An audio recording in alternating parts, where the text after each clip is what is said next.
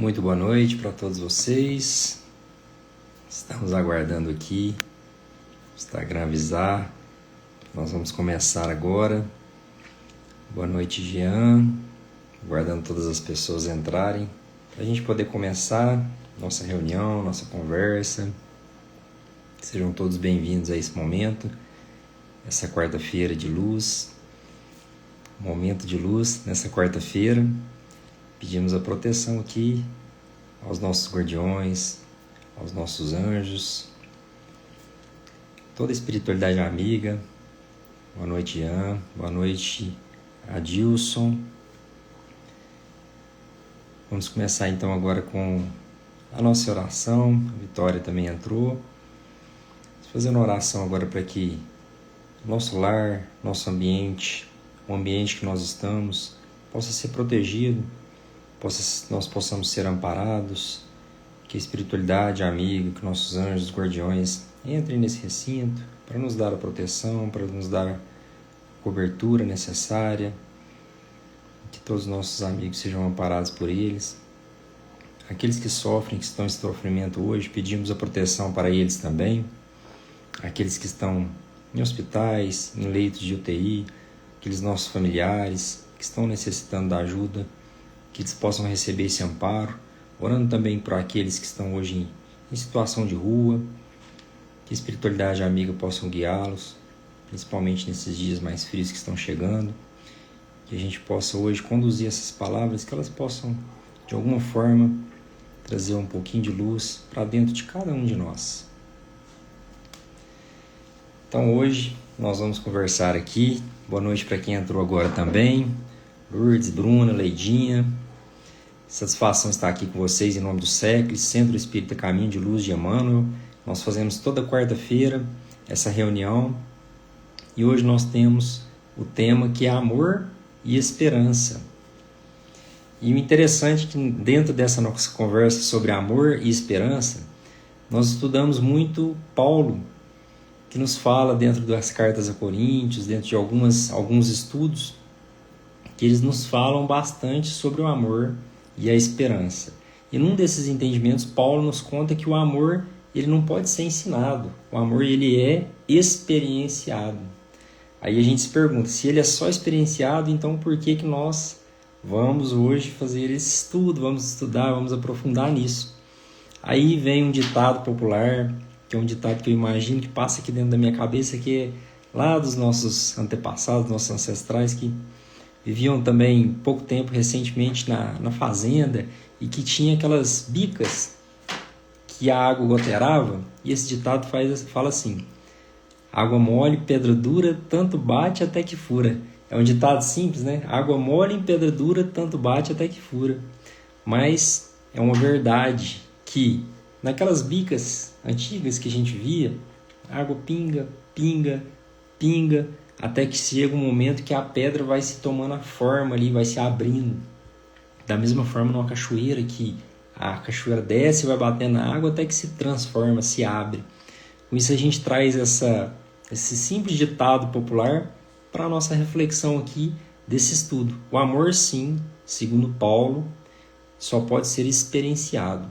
Mas que cada gotinha de estudo que bate na nossa cabecinha, que vai entrando aquela gotinha de entendimento. Porque quando a gente for para a vida, que a nossa cabeça seja como uma pedra, que às vezes a gente dá algumas cabeçadas na vida, a gente erra, bate a cabeça, mas aí a hora que a gente bate a cabeça entra um pouquinho de gota e a gente lembrou, opa, isso aqui está escrito naquela gotinha de estudo, isso aqui está escrito naquele cantinho que eu ouvi lá, naquele pedacinho, naquele versículo, naquele pedaço, naquele capítulo, e aí aquelas gotinhas vão entrando pouco a pouco na nossa mente para que a gente possa nos abrir.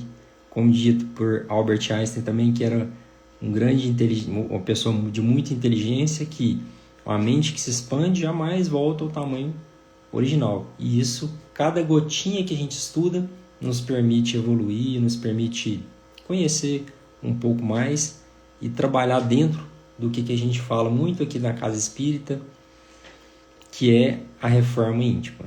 Vamos, como espírita, deixarmos de errar? Talvez um dia, mas por enquanto ainda estamos suscetíveis ao erro. Mas aquela gotinha que caiu na nossa pedra vai nos permitir ter um entendimento e observar mais, com mais rapidez do que antes. Se antes do estudo, antes do conhecimento, a gente errava de uma forma, hoje com a reforma íntima, a gente erra e pode observar e ajustar o nosso erro com mais rapidez e dessa forma corrigir nossos erros e caminhar para o lado feliz mais rápido, nos caminhos da felicidade de forma mais rápida. E Haroldo Dutra Dias traz uma reflexão interessante também. Ele nos fala que o entendimento do amor, segundo ele, vamos falar sobre Paulo primeiro aqui. Ele fala o seguinte, Haroldo fala o seguinte, numa passagem de Jesus, ele fala, sede perfeitos como é perfeito o vosso Pai Celeste. Vão e não peques mais. A gente já tem o entendimento aqui que vão e não peque mais, pecar é errar o alvo. Então nós devemos o que? Buscar o acerto, a direção certa. Então vão e sedes perfeitos. O que é a perfeição? Nessa passagem que Haroldo reflete é o seguinte, a perfeição ela não é um lugar que nós podemos alcançar. A perfeição está no quê? Na nossa busca contínua. Hoje no mundo corporativo a busca contínua ela chama de Kaizen, que é uma metodologia muito utilizada dentro das empresas. O Kaizen é uma metodologia de que eu vou olhar o que necessita melhorar e vou melhorar. Então o Haroldo traz isso para a gente olhar o quê? Como que eu posso falar de amor? Eu amo? Eu sou exemplo de amor? Jesus é nosso exemplo maior de amor. Chico Xavier foi exemplo de amor. Francisco de Assis também. Então como que nós vamos falar de amor? Mas nesse intuito de humildade, de vamos ser perfeitos como é perfeito nosso Pai. Essa análise nos dá o entendimento que o amor, a perfeição, ela não é um lugar. Ela vai ter sempre um ponto que eu posso subir e vai ter sempre um ponto também que ficou para trás. Então nós estamos caminhando sempre na busca da perfeição, nós estamos andando sempre nessa direção de ir e buscarmos a perfeição, assim como Jesus nos falou, sedes perfeitos, como é perfeito o vosso Pai Celestial. Esse é o caminho então que nós buscamos, que é o caminho da humildade. E quando a gente está na humildade, Paulo também, que a gente vai ver um pouquinho mais para frente aqui, nos fala o seguinte, existem as formas do amor e do não amor. A partir do momento que eu estou praticando o amor, eu deixo de praticar o não amor. Com isso, vão e seres perfeitos é no sentido de que caminhar na evolução para que eu tenha o entendimento de que sempre vai haver um algo a mais, algo maior do que eu para me ajudar, para me dar a mão, e sempre vai ter alguém atrás também para quem eu possa dar a mão, que possa subir junto comigo. Esse é o intuito da humildade, que é o diferente do orgulho. E onde que está hoje, segundo o estudo do Espiritismo, até nos livros dos Espíritos, fala quais são as chagas da humanidade. O orgulho, o ego, o egoísmo, quando a gente olha só para dentro da gente. E esse é uma das chagas da humanidade. A gente tem um orgulho muito forte. Eu não perdoo, eu acho que o meu é melhor do que o outro, e isso nos traz o entendimento no sentido da vaidade maior, do orgulho maior, e a humildade no caminho do entendimento, que sempre vai ter algo maior do que a nós, é a humildade. Com isso, Paulo, ele nos traz a reflexão, Paulo que sempre lembra, tanto que é interessante, Maís Braga, que nos fala o poder dos nomes, tanto que um nome é poderoso. Até hoje nós temos São Paulo, aqui perto da gente, que prestigia o nome do apóstolo Paulo, um dos maiores disseminadores do Evangelho, dos maiores apóstolos que levou o nome do Cristo. E hoje São Paulo, uma das maiores cidades também aqui do Brasil e uma das maiores do mundo, mais populosas do mundo, que leva o nome em homenagem ao São Paulo. A São Paulo é interessante a gente analisar isso, né? E a vida de Paulo, como que foi? Paulo, que também era caçador, perseguidor e seguia cristãos. Até que um dia, no caminho da estrada de Damasco, Paulo teve um encontro aquele encontro que transformou a vida de Paulo. Foi no momento em que ele teve um encontro com Jesus e Jesus perguntou para ele: Paulo, por que me persegues? Então, Paulo naquele momento perde a visão por 3 dias, até que ele encontra Ananias, que Ananias não queria ir lá ver ele, mas Deus fala: Ananias vai, e Ananias vai, põe a mão sobre a visão e Paulo volta a enxergar. E tem uma colega do século que ainda fala que a gente tem que estudar os discípulos que estão dentro de nós. E Paulo, como exemplo maior de amor, a gente olha para a vida dele para a gente fazer essa reflexão. Olha só, Paulo que caçava, perseguia cristãos. Talvez a gente já andou no erro. E hoje a gente tem a oportunidade de encontrar a luz, de encontrar a mensagem, de encontrar a espiritualidade amiga, Jesus, ou a forma que nós queremos chamar, nosso anjo da guarda, nosso anjo protetor, e encontrar ele para que a gente possa mudar a direção, achar a nossa estrada de Damasco dentro da gente e deixar o que foi de erro para trás, todos os nossos erros, tudo que a gente cometeu de erro, seja em qualquer gravidade, que a gente possa, a partir desse momento, enxergar o amor, Pai, aquele que nos dá a mão, assim como ele deu a oportunidade de Saulo, foi transformado em Paulo, que virou hoje, que é discípulo, que disseminou o Evangelho com tanto fervor, com tanto amor. Com isso a gente enxerga a transformação, a permissão que Deus nos dá para a gente caminhar, para a gente mudar a jornada que nós temos, mudar a nossa direção. Com isso a gente traz aqui então Saulo, exemplo de história para nós, exemplo de amor, que a gente vai estudar um pouquinho mais também para frente. Outro exemplo também, muito interessante que nós temos aqui é Zaqueu. Zaqueu que estava em cima da árvore e foi um dos primeiros a chegar para esperar a passagem de Jesus, até que Jesus passa, vê Zaqueu e chama Zaqueu para descer, fala: Zaqueu, desça que hoje nós vamos para a sua casa. E aí Jesus vai até a casa de Zaqueu e transforma, através daquela energia, muda totalmente a visão de Zaqueu, que era tido ali naquela época como publicano, que cobrador de impostos, assim como Mateus era cobrador de impostos, não era bem visto. Ele falou: olha, que se eu tiver defraudado alguém, eu vou pagar, Jesus, em 4 vezes mais. E nisso nos conta Maíse Braga que dentro da sua jornada Zaqueu fez várias reencarnações, até que na última reencarnação de Zaqueu, que a gente tem o conhecimento, ele veio como Bezerra de Menezes, Dr. Bezerra de Menezes. Olha que interessante, ele que era um homem tido como um homem de poder, de dinheiro, a partir daquele momento, daquele encontro com Jesus, que ele se converteu e teve várias encarnações e veio como nosso querido Dr. Bezerra, que nos ampara, que foi um disseminador, grande disseminador, e ainda é, na verdade, do Espiritismo. Inclusive faz que eu acho muito importante, que a gente está falando sobre amor e esperança. Compartilhar uma frase do Dr. Bezerra que toca a gente bem profundamente. Ele deixou uma frase que é o seguinte: nenhum homem ou mulher nasce fadado ao sofrimento. Jesus convida todos para a busca de um novo sentido para a vida na Terra.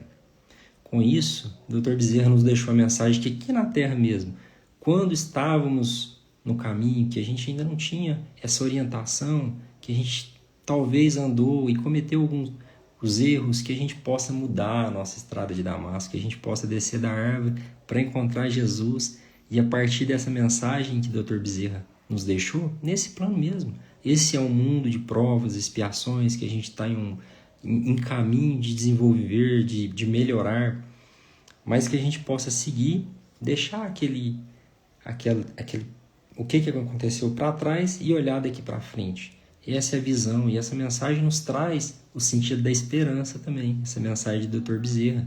Porque, mesmo este sendo um mundo de provas e expiações no qual nós estamos aqui, que nós Todos nós, como espírita, é bom ressaltar porque talvez nem todos que vão ver esse vídeo são espíritas e frequentam a casa, mas todos nós estamos aqui, fizemos um acordo, descemos até o plano, a matéria, essa qual que a gente está encarnado aqui, para a gente passar pelos desafios que a gente tem que passar.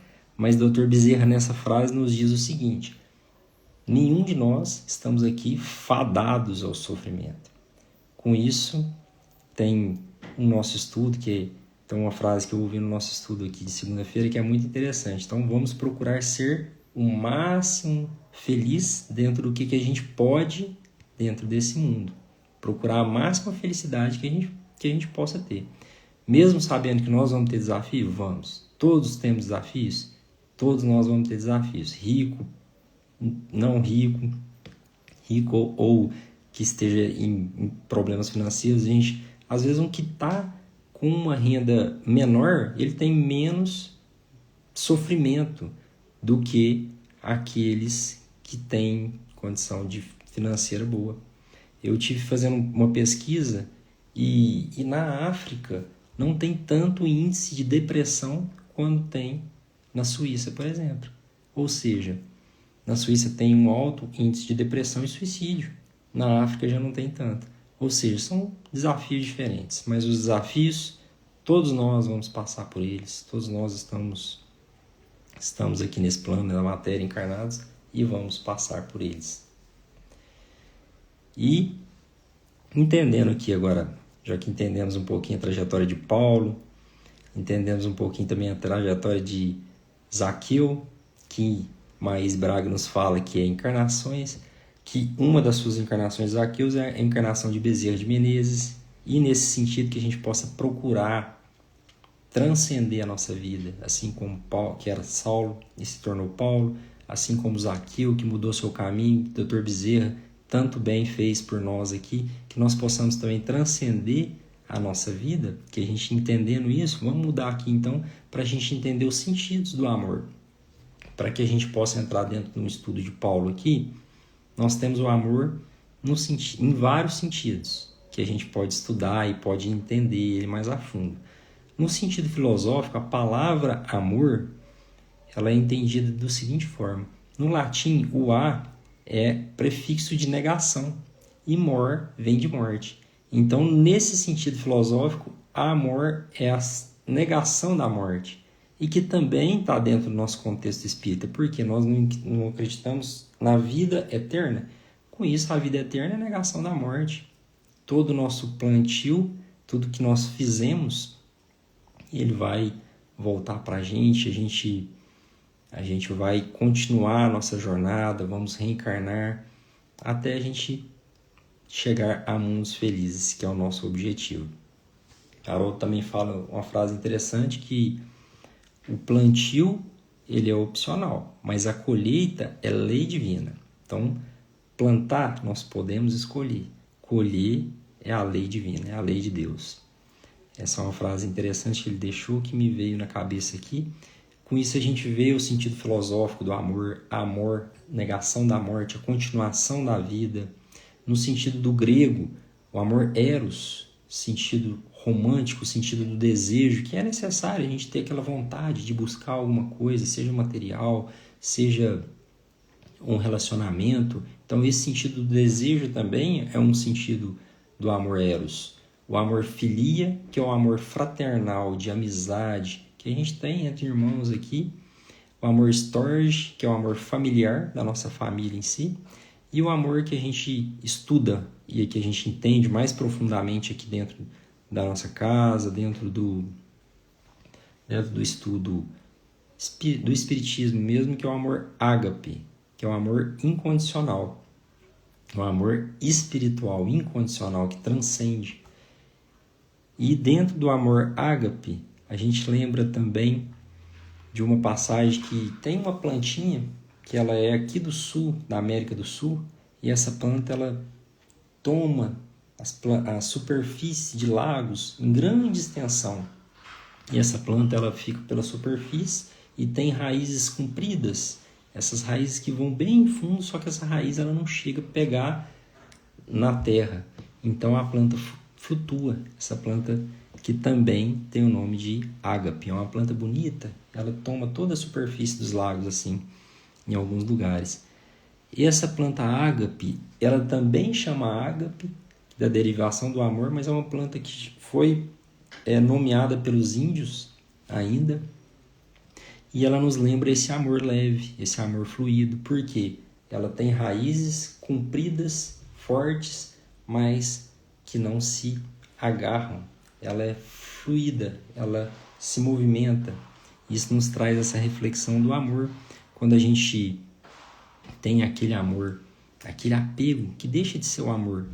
Isso a gente dentro da casa espírita mesmo, vendo os irmãos que chegam lá, que vão receber o tratamento, que a gente vê alguns casos, às vezes estão muito agarrados para poder fazer a passagem, no momento da passagem, e ali tem aquela fazenda que ele tinha, que perdeu, que não quer deixar, que fez a passagem, ou aquela pessoa que ama tanto, que não consegue se desprender e passar e caminhar em direção à luz que nos orienta. Então a gente já traz essa reflexão aqui enquanto a gente está aqui no plano material, para a gente lembrar do amor ágape, aquele amor fluido, que quando eu crio meu filho, eu vou ensinar ele com o máximo de amor que eu puder, eu vou ensinar ele com carinho, com atenção, mas sabendo que eu vou criar ele para que ele siga e trilhe o caminho dele, para que ele não fique debaixo das minhas asas para sempre, que ele não vai ser o meu, na verdade, é filho do nosso pai, é nosso irmão, que a gente entende aqui dentro do Espiritismo também, que dentro dessa nossa jornada, em vidas passadas, às vezes a gente teve alguns desafetos, estamos nessa vida para nos conciliar, para nos reatar com essas pessoas e fazermos o melhor para chegar no final amando de verdade. Porque às vezes a gente briga, tem aquela briga com... Haroldo nos fala que o marido e a mulher são como porcos espinhos que se espetam. E a gente entende o que? Às vezes a gente tem essas diferenças, seja com marido e mulher, seja com pai e filho, ou com um amigo no trabalho que desentende, uma pessoa que a gente desentende no trabalho. Isso tudo são contas que a gente vem recuperar nessa vida. E a Mais Braga dá um exemplo disso, que ela fala o seguinte, que ela ela estava falando sobre isso na palestra dela, e ela disse, olha, nós temos aqui nossos cônjuges, que a maioria deles são contas passadas, ou nossos filhos, que temos problemas e temos que resolver esse problema. E chegou um cara na palestra dela e falou, olha, deixa eu te falar mais, eu tenho 3 filhos, sou casado, amo muito minha esposa e a gente não tem problema nenhum. Esse caso aí não é comigo, não. E ela falou, tudo bem. Só que do lado dela veio o mentor espiritual dela e falou, olha, ele tem 3 filhos. Ele vai aguardar as noras que vai vir para ele, que ele vai ajustar essas contas com ela. Então a gente sempre está aqui para a gente ajustar nossas contas, para a gente, a partir dessa experimentação do amor, que não é o estudado, que como a gente falou, é o sentido, a gente poder desenvolver esse amor, aprender e nos evoluir a partir disso.